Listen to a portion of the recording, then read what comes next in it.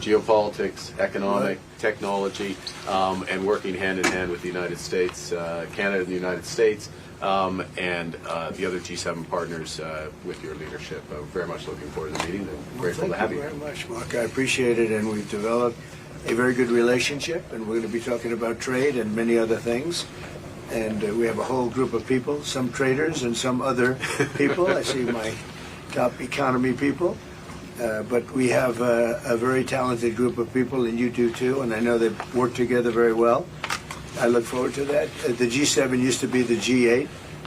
Barack Obama and a person named Trudeau didn't want to have Russia in, and I would say that that was a mistake, because I think you wouldn't have a war right now if you had Russia in, and you wouldn't have a war right now if Trump were president 4 years ago. But it didn't work out that way. But it used to be the G8. And now it's, I guess, what's that, 8 years ago, it switched over. They threw Russia out, which I claimed was a very big mistake. Even though I wasn't in politics then, I was very loud about it. It was a mistake in that you spend so much time talking about Russia, and he's no longer at the table. So it makes life more complicated. But you wouldn't have had the war. Other than that, I think we're going to accomplish a lot.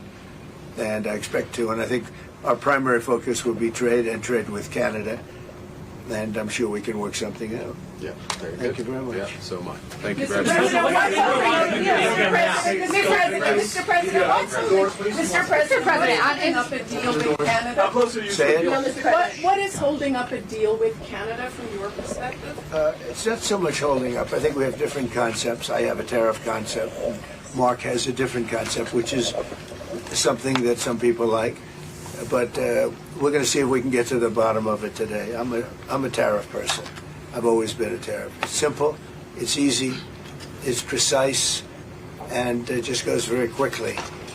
And I think Mark has a more complex idea, but also very good. So we're going to look at both, and we're going to see what we're going to come out with something. Hopefully. Mr. President, do you think a deal is achievable within days, within weeks? Is there that kind of runway? Yeah, it's achievable. Both parties have to agree. Yeah, sure.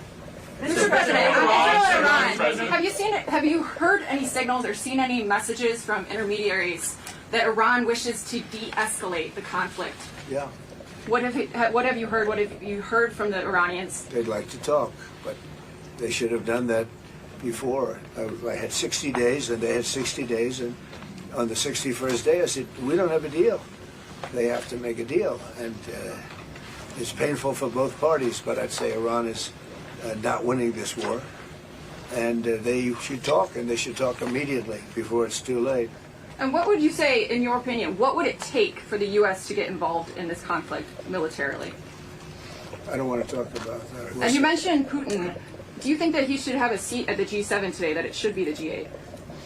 I'm not saying he should at this point, because too much water's gone over the dam, maybe. But it was a big mistake. Obama didn't want him, and the head of your country, the proud head of your country, didn't want him. This was a big mistake. You wouldn't have that war. You know, you have your enemy at the table. Even I don't even consider him. He wasn't really an enemy at that time. There was no concept. If I were president, this war would have never happened. But likewise, if he were a member of what was called the G8 at that time, it was always the G8, you wouldn't have a war right now. What material support and what intelligence support are you providing Israel? We've always supported Israel. We have for a long period of time, strongly. And Israel's doing very well right now. Why not have China what as do the you make of G8? Canada's Why not have defense China here, the spending? biggest economy in the world after the United States? Well, it's not a bad idea. I don't mind that. If somebody wants to suggest China coming in, I think we suggest. But you want to have people that you can talk to. You know, they don't talk. Putin speaks to me. He doesn't speak to anybody else. He doesn't want to talk because he was very insulted when he got thrown out of the G8. As I would be, as you would be, as anybody would be. He was very insulted. And, I mean, he was thrown out by Trudeau, who convinced one or two people, along with Obama. He was thrown out, and he's not a happy person about it, I can tell you that. He basically doesn't even speak to the people that throw him out. and I agree with him. Go ahead. Well, on immigration, why are you ordering ICE to target Democratic inner cities? What's behind that? I don't know what you're saying. You did a post last night where you said you want ICE to really target Democratic. Yeah, I want them to focus on the cities, because the cities are where you really have what's called sanctuary cities, and that's where the people are. I look at New York, I look at Chicago. I mean, you got a really bad governor in Chicago and a bad mayor, but the governor's probably the worst in the country, Pritzker.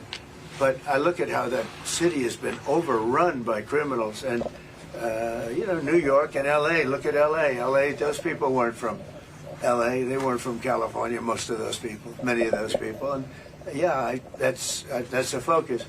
Biden allowed 21 million people to come into our country. Of that, vast numbers of those people were murderers, killers, people from gangs, people from jails. They emptied their jails out into the U.S. Most of those people are in the cities, all blue cities, all Democrat-run cities, and they think they're going to use them to vote. It's not going to happen.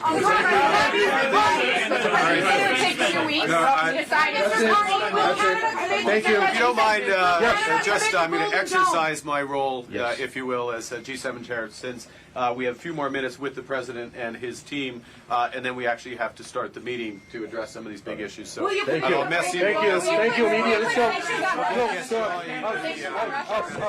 Thank you.